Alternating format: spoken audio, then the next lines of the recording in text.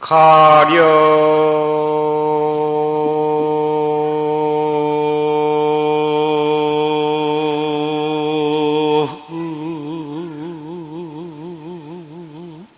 억만 인천중여 부지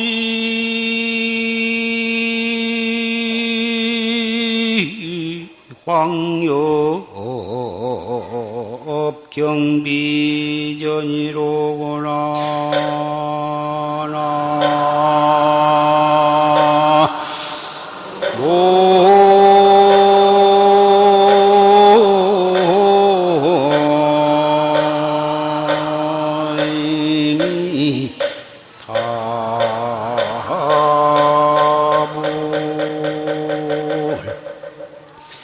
약사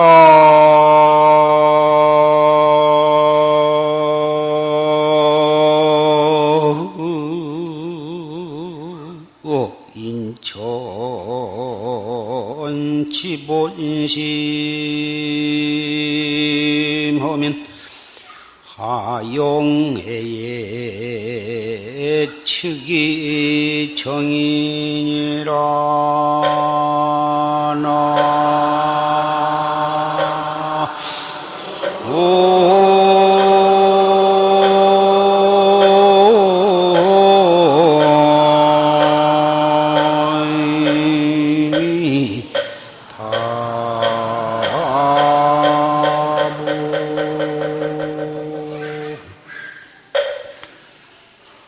가련억만 인천중이여 부지황엽 경비전이로구나. 가련하다 인천의 억만 대중이여 하늘나라나 이 인간 세상의 100만억 대중이여 가련하구나. 황노란 이파리가 마침내 돈이 아닌 줄을 아지 못하는구나.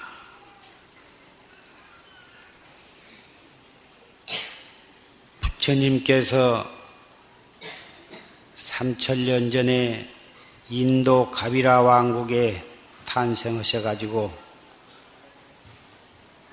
출가하셔서 설산에서 고행을 하시다가 대도를 깨치시고 80세를 일기로 열반에 드실 때까지 49년간을 84,000 법문을 설하셨는데 그 49년 동안 설하신 84,000 법문이 어린아이의 울음을 달래기 위해서 노란 단풍잎을 어린아이에게 주어주면서 이것이 돈이다. 여기 있다 돈. 여기 돈 많이 있다. 이러면서 어린아이에게 준 것이다. 그 말이에요. 약사 인천으로 지본심하면 인천 하늘나라나 인간 세상에 있는 사람들로 하여금 각자 자기의 마음 근본 본성을 깨닫게 하면 깨닫게 해버린다면 하용의 치기청이냐 어찌 바보같이 귀를 기울이고 듣게 할 필요가 있느냐.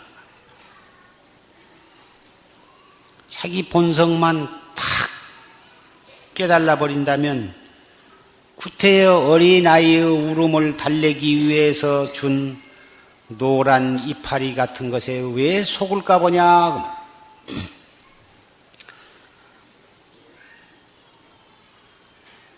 오늘은 개해년 7월 칠성날입니다. 민간에서는 오늘 칠성날은 견과 증녀가 은하수를 통해서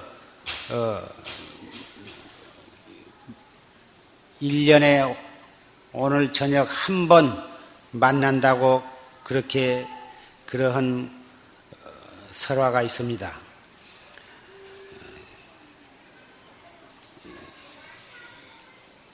1년 동안 서로 사랑하고 그리운 사람이 떨어져서 만나지 못하다가 오늘 하루 까막가치가 놓아준 오작교를 통해서 견우와 증녀가 만난다고 하는 설화는 대단히 재미있는 설화의 하나라고 할 수가 있습니다.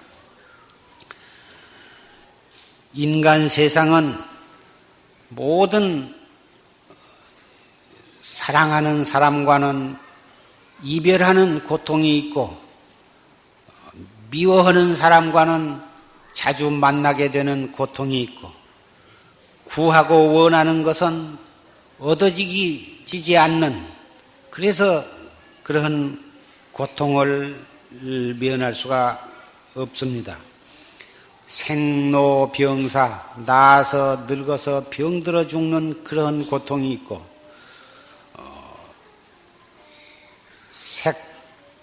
수상행식 육체적으로나 정신적으로 그러한 작용이 지나치게 성해가지고 그래가지고 그것이 다시 자기에게 괴로움을 갖다주는 오음성고 이래 해서 인간에게는 8가지의 고통이 있는 것입니다마는 그러한 8가지의 고통 때문에 하루도 편할 날이 없고 밤낮 괴로움 속에서 몸부림치고 있다가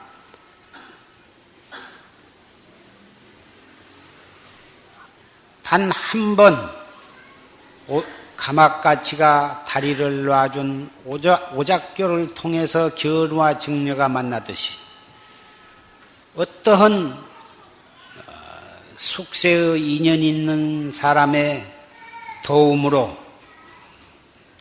자기의 소원을 이루게 되는 경우가 있는 것입니다. 오늘 또 칠성날을 맞이해서 여러분 자신들은 그동안 이루지 못한 뜻을 오늘 법문을 듣고 마음속에 괴로움이 사라지고 그렇게 간절히 바라고 구했던 소원을 이루게 되기를 간절히 바람하지 않습니다. 여러분은 반드시 그러한 원을 성취하게 되리라고 나는 믿는 것입니다. 부처님께서 아란존자를 다리고 무능적국에 들어가셔서 항아사 강변을 지나고 계실 때에 마치 한 수행승이 부처님 곁으로 다가와서 법문을 청했습니다. 그 부처님께서 그 수행승에게 무슨 법문을 해 주셨냐 하면은 마치 그때에 간지스강 가운데에 큰 나무 기둥 하나가 떠 내려오고 있었습니다. 그 기둥을 부처님께서 가리키시면서 저 기둥을 봐라.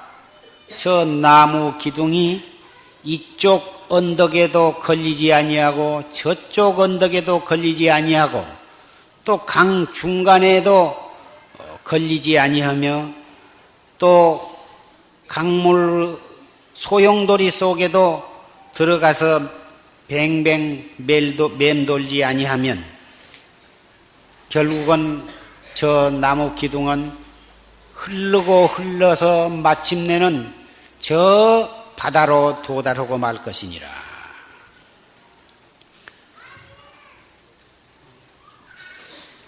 그러면 이쪽 언덕에 걸리지 않는다는 것은 무엇이냐 하면은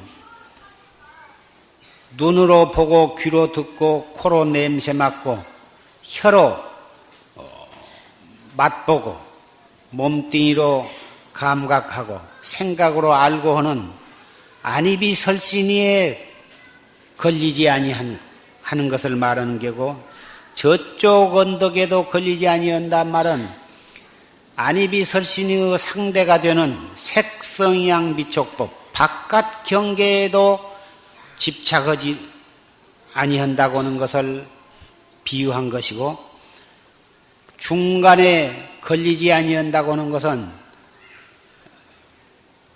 눈으로 어떠한 경계를 색을 보면 속에 안식이라 하는 것이 생기고 귀로 바깥 경계 소리를 들으면 속에 이식이라고 하는 것이 생기는 것입니다. 그래서 육식이 생기기 때문에 그 육식에도 걸리지 아니한다고 하는 것을 비유한 것입니다.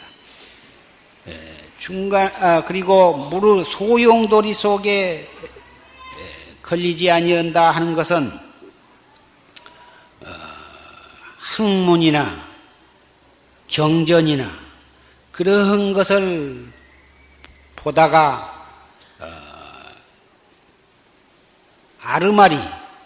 아르마리에 집착을 한다고 하는데 비유를 한 것입니다. 요새 불자 가운데에 지성인 측에서 교리적으로 공부하기를 좋아하고 그러는데 무슨 경전이나 다 부처님의 소중한 진리가 담겨 있는 법문이기는 사실이나 그러한 경을 올바르게 보지를 못하고 사량 분별로 따져서 알아들어가는 데에 맛을 붙여가지고 그렇게 해서 거기에 집착을 하면 그 나무 토막이 강물에 떠내려가다가 뱅뱅뱅뱅 도는 그 소용돌이 속에 한번 들어가면 밤낮 그 자리에서 돌기만 하고 거기서 빠져나오지를 못하기 때문에 바다에는 도달을 못하고 마는 것입니다. 불법도 안에 이쪽에도 걸리지 아니하고 저쪽에도 걸리지 아니하고 중간에도 걸리지 아니하고 소용돌이에도 먹구지를 않는다면 반드시 깨달음에 이루고 마는 것이다. 이러한 내용의 법문을 그 수행승에게 해 주셨습니다. 그 법문을 듣고 그 수행승은 깨달음을 얻고 떠났습니다. 그 법문을 설하실 때에 그 곁에서 소를 치는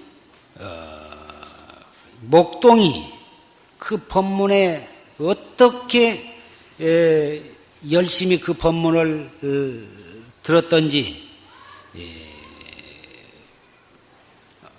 거기서 발심을 해가지고 목동을 그만두고 당장 그 자리에서 출가할 결심을 하고 부처님께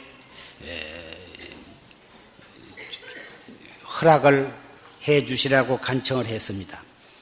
부처님께서는 네가 지금 목동 책임을 맡아가지고 나무 소를 기르고 있으니 그 소를 갖다가 주인한테 갖다가 인계를 하고 주인한테 인사를 하고 그리고서 오너라. 목동은 그럴 필요가 없습니다. 여기에 있는 소들은 전부 소 새끼들이기, 송아지들이기 때문에 소 어미는 주인한테 있으므로 그냥 놔두어도 송아지들은 제 어미를 찾아가기 마련입니다. 그러니 그럴 필요도 없이 당장 이 자리에서 계를 설해 주십시오. 아니다. 그럴 수가 없는 것이다. 반드시 저 송아지를 주인한테 정식으로 인계를 하고 너도 네 몸도 그 주인한테 고용이 되어 있으므로 정식으로 하직 인사를 하고 와야지 그럴 수가 있느냐. 그래서 그 목동은 그 송아지 떼를 몰고 그 주인한테로 달려갔습니다. 그래서 송아지는 자기의 목동이 달려가니까 덩달아서 달려가는데 목동은 달려가면서 무섭다 하면서 계속 달려갔습니다. 그러니까 다른 목동들도 무엇이 무서우냐고 하면서 달려갔습니다. 무엇이 무서우냐 하면은 이 세상에 태어난 것이 무섭고 늙은 것이 무섭고 병든 것이 무섭고 죽는 것이 무섭다 이런 뜻으로서 계속 무섭다 하면서 주인한테 쫓아가 가지고 송아지를 인계하고 그리고 하직 인사를 하고 되돌아오면서 계속 무섭다고 또 오니까 500명 다른 목동들도 그 목동을 따라서 같이 부처님 처소로 와가지고 그 목동과 다른 500명의 목동이 일시에 출가를 해가지고 부처님 제자가 되어서 다 아라한과를 증득을 했던 것입니다. 그런데 그 목동이 법문을 들을 때 가지고 있던 지팽이가 있었는데 그 지팽이 끝에 꽂혀서 죽은 두꺼비가 한 마리 있었던 것입니다. 목동은 부처님 법문 듣는 데에 너무 골몰한 나머지 자기 작대기 끝에 작대기가 두꺼비의 등어리에 놔져 있는 것도 모르고 계속 열심히 듣다 보니까 힘을 계속 그 작대기에다 힘을 주어가지고 작대기가 두꺼비 등어리를 뚫고 창자를 꿰뚫어서 마창이 났던 것입니다. 그 두꺼비는 작대기가 자기 등어리에 닿았을 때에 비명을 질렀으면 그 목동이 깜짝 놀라서 그 작대기를 치웠을 텐데 그 두꺼비란 놈은 자기가 만약에 빽빽하고 소리를 지르면 그 목동이 깜짝 놀라가지고 부처님 법문 듣는 데에 방해가 될까봐 차라리 내가 이대로 죽을지언정 어찌 부처님 법문 듣는 그것을 방해를 할 수가 있겠는가. 그래가지고 그 두꺼비도 보통 두꺼비가 아니라 이상한 두꺼비가 되어가지고 두꺼비 저도 법문을 들을 뿐만 아니라 그렇게 해서 그 자리에서 그 목동의 작대기에 찔려서 죽었던 것입니다. 그러한 거룩한 생각으로 인해서 그 두꺼비는 죽어서 바로 사천왕에 태어나가지고 천자가 되었던 것입니다. 천자가 되어가지고 가만히 생각하니 너무너무 부처님 은혜가 지중하고 감사하기 때문에 천자의 옷차림을 떡 하고서 하늘나라에서 내려와가지고 부처님을 배웠고 그 전생에는 두꺼비의 몸으로 법문을 들었지만 금생에는 내가 천자의 옷을 입고서 부처님의 법문을 들으리라. 그리고 감사한 예배를 올리리라. 이래가지고 달밤에 달은 휘황창 밝은데 하늘나라에서 꽃비를 내리면서 찬란한 모습으로 천상에서 부처님 처소로 내려왔습니다. 내려와가지고 부처님께 무수배례를 올리고 부처님의 법문을 듣고서 다시 확철대오를 해가지고 천상에를 올라갔던 것입니다. 그런데 대중들은 꽃비가 내리고 장엄한 하늘나라에 음악이 울린 것만 보았지 재석천왕이 내려온 것은 보이지를 못해서 그 이튿날 부처님께 어젯밤에 부처님께 무슨 일이 신기한 일이 있었습니까? 하고 여쭈어 봤습니다. 부처님께서는 그리고 또 어떻게 해서 그 목동이 전생에 무슨 인연으로 해서 이렇게 자기뿐만이 아니라 500명의 목동을 데리고 이렇게 와서 부처님의 법문을 출가해 가지고 부처님 법문에 의지해서 이렇게 눈을 뜨게 되었습니까? 부처님께 여쭈니까 부처님께서 그 전생에 그 목동 전생과 두께비의 그 전생에 대한 법문을 해 주셨습니다. 전생에 가섭파 열애라고는 부처님이 계셨는데 그때에 목동이 그 부처님을 배웠고 발심을 해가지고 출가한 사실이 있었는데 그 목동이 수행을 하다가 어느 절에서 다른 그 경공부를 하는 스님과 같이 유숙을 하게 되었습니다. 그 목동으로 있다 출가를 한 그 수행인은 참선이 좋아서 계속 참선말을 열심히 하고 있는데 함께 그 절에서 머무른 여러 스님들은 모두 경공부를 해서 밤새도록 경을 큰 소리로 읽고 외우고 했던 것입니다. 그래서 참선을 해서 마음을 고요히 집중을 해가지고 정에 들려고 아무리 애를 써도 너무너무 경 있는 소리가 크고 시끄러워서 도저히 참선을 할 수가 없었습니다.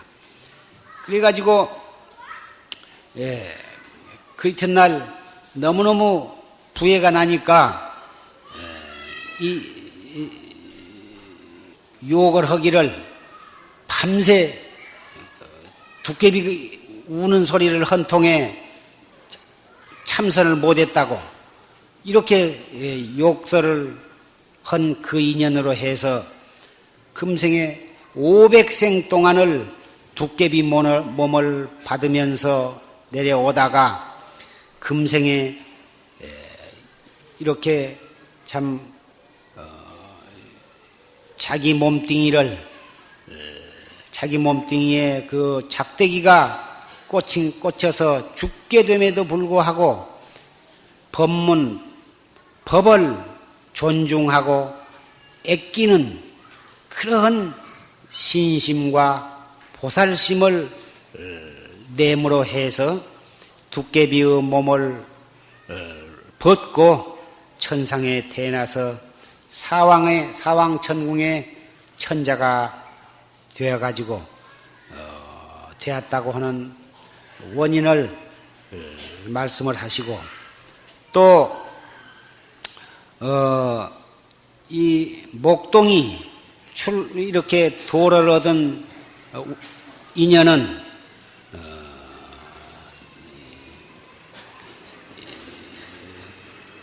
전생에 한 수행인이 있었는데 너무너무 수행을 잘하고 덕이 있어서 대중 가운데 누가 싸움을 하기만 하면 이 스님이 말을 몇 마디 하면 금방 싸움이 가라앉고 화해를 잘 시켰던 것입니다. 마치 그 가섭파 열애 회상에서 있을 때인데 그 두 사람이 싸움을 해가지고 며칠째 서로 말을 안 하고 지냈습니다. 지금 이 보살선방에도 가끔 옛날에는 사소한 일에 타시락거리면 며칠씩 속으로 꽁 해가지고 말도 안 하고 그런 일이 있지 않은가 생각이 됩니다마는 요새는 그런 일이 거의 없고 모두가 다 화합하고 합심해서 석 달 동안을 하루같이 그렇게 엄숙하고 거룩하게 그렇게 정진들을 잘 해오신 걸로 생각이 됩니다. 그런데 그 두 사람이 그렇게 싸움을 해가지고 말을 하는데 그 스님한테 화해를 시켜달라고 왔습니다. 그런데 그 스님이 당장 그 자리에서 화해를 붙여주지 아니하고 다른 사람한테 내가 지금 바쁜 일이 있으니까 다른 스님한테 요청을 해가지고 그래가지고 안 되거든 나한테 오너라 이렇게 미뤘습니다. 그렇게 미룬 것은 자기의 권위를 좀 다른 사람한테 가서 해도 안 돼가지고 그때 자기한테 와가지고 화해가 되어야 자기의 권위가 쓸 것이다 해가지고 다른 사람한테 미뤘는데 미루고 자기는 외출을 해버렸습니다. 근데 와서 보니까 벌써 다른 스님한테 말을 해가지고 화해가 되어버렸습니다. 그래서 어떻게 해서 화해가 되었느냐고 내막을 물으니까 야커야커해서 화해가 되었다. 그 스님이 이러이러한 말씀을 해 주었기 때문에 우리가 다 오해를 풀고 화해를 했다. 그러니까 그것은 양치기 하는 사람들이나 그런 식으로 화해를 붙이지 어찌 수행승이 그럴 수가 있느냐 이렇게 욕설을 했습니다. 그 양치기 같은 짓을 해가지고 했다 하는 그런 속으로 신경질을 내면서 그러한 퉁명스러운 말 한마디를 뱉은 그 인연으로 500생 동안을 양치기 노릇을 했던 것입니다. 아까 도깨비는 경 읽는 소리를 갖다가 도깨비 우는 소리를 하면 헌통에 시끄러워서 참선을 못했다고 한마디 욕을 내뱉은 그 과보로 500생 동안을 도깨비 과보를 받았고 이번에는 양치기 같은 그런 사람들이나 그런 식으로 화해를 붙이지 어찌 수행승이 그럴 수가 있느냐 그렇게 신경질을 내면서 그 욕설을 한 그 과보로 양치기를 500생 동안을 양치기를 했다 이것입니다.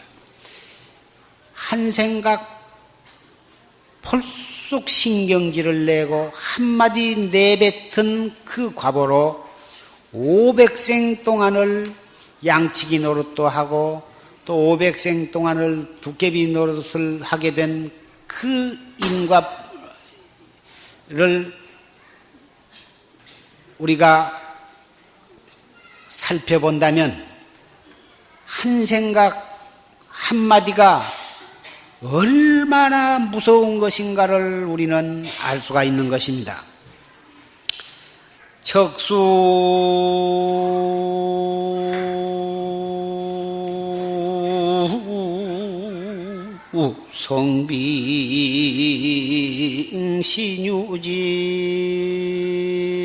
성빙신유지로되 노경방초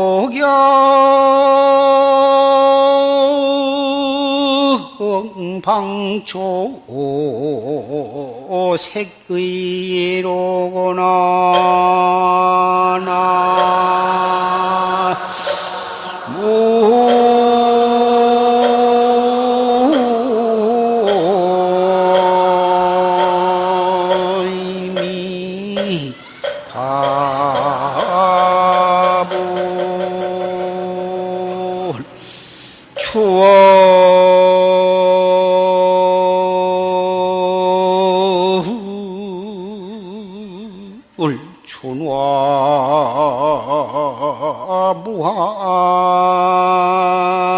무하니여 불방한청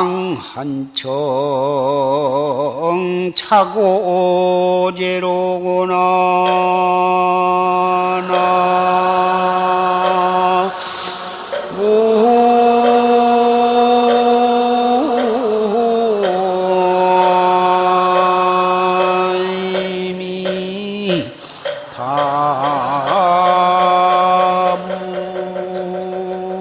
다물 적수성빙시뉴지나 되게 강취할 때는 물 한 방울 톡 떨어지면 그 물 한 방울이 눈 한 번 깜빡할 사이에 얼음이 딱 되어버립니다. 물 묻은 손으로 문고리를 잡으면 쩍쩍 들어 앵깁니다. 수도꼭지에서 계속해서 물이 똑똑 떨어져도 떨어진 쪽쪽 땅바닥에서는 계속 얼음산이 불어나고 있습니다.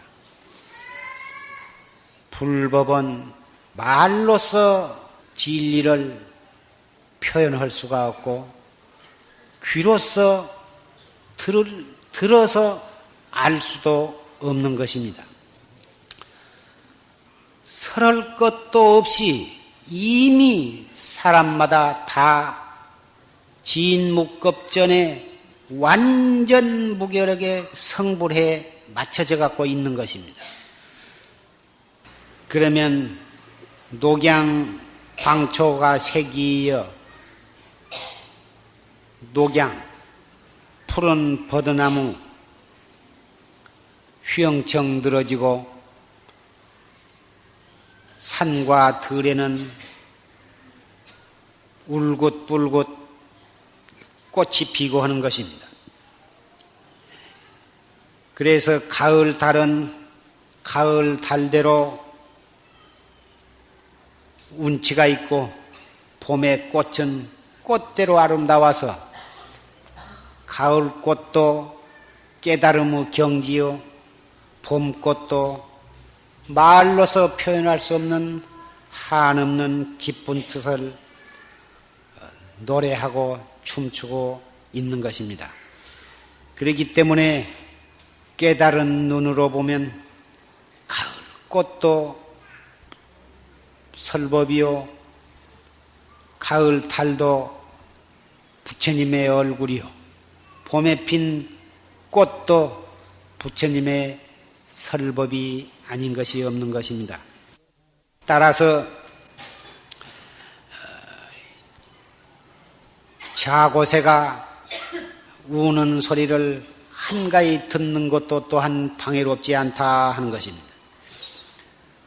눈으로 무엇을 보거나 귀로 무슨 소리를 듣거나 낱낱이 그것들이 다 참나로 돌아오는 지혜의 눈을 뜨게 하는 좋은 계기가 되는 것이고 파란 것이나 붉은 것 풀에서는 풀냄새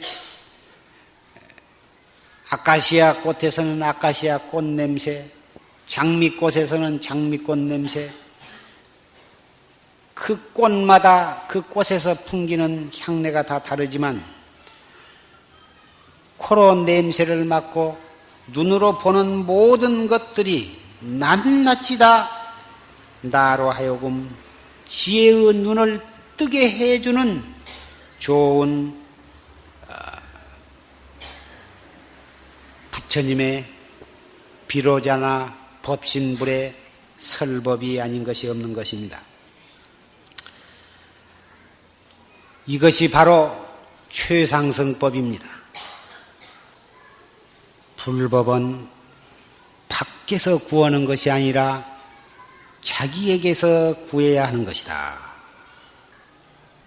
알아서 모든 것을 많이 알아서 속에다 따담는 것이 아니라 자꾸 자기 속에 있는 것을 비우는 것이 불법을 올바르게 닦아가는 것이다.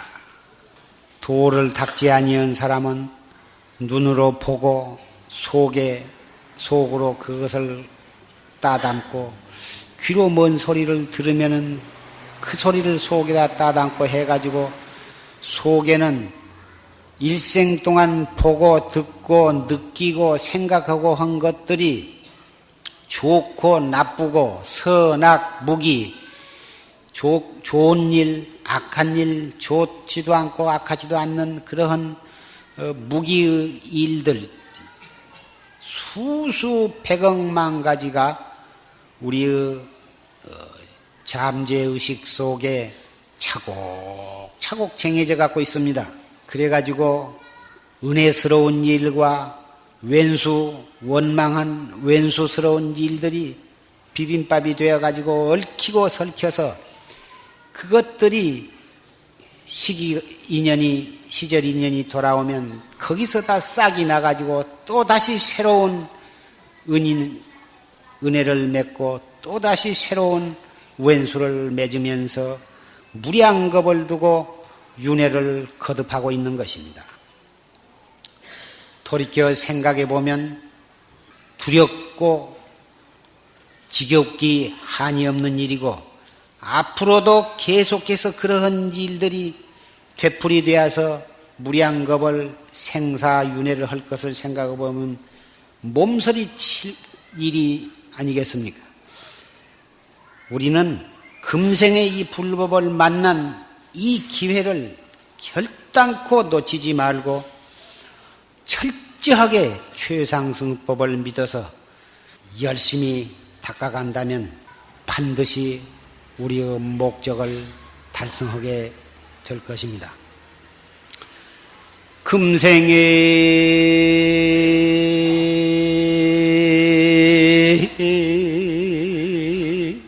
약불 종사하면 후세 당연 한만단하리라.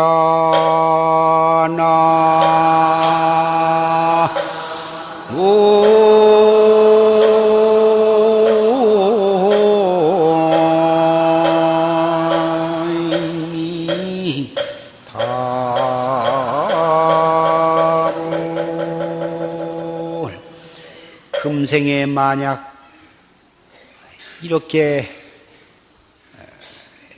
간절히 말씀드리는 말을 명심을 하고 실천을 하지 아니하면 내생에 한이 만단이나 될 것이다. 오늘은 칠성날에 한 생각 일으키고 말 한마디 하는 그 과보가 얼마나 무서운 것이며 얼마나 소중한 것인가에 대한 부처님의 설화를 말씀을 드리고, 그렇기 때문에 그 한 생각 한마디를 조심할 뿐만 아니라 그 생각을 돌이켜서 화두를 들고 참선을 해나가면 생사해탈도 하고 우리의 모든 소원도 성취할 수 있다고 하는 법문을 해드렸습니다.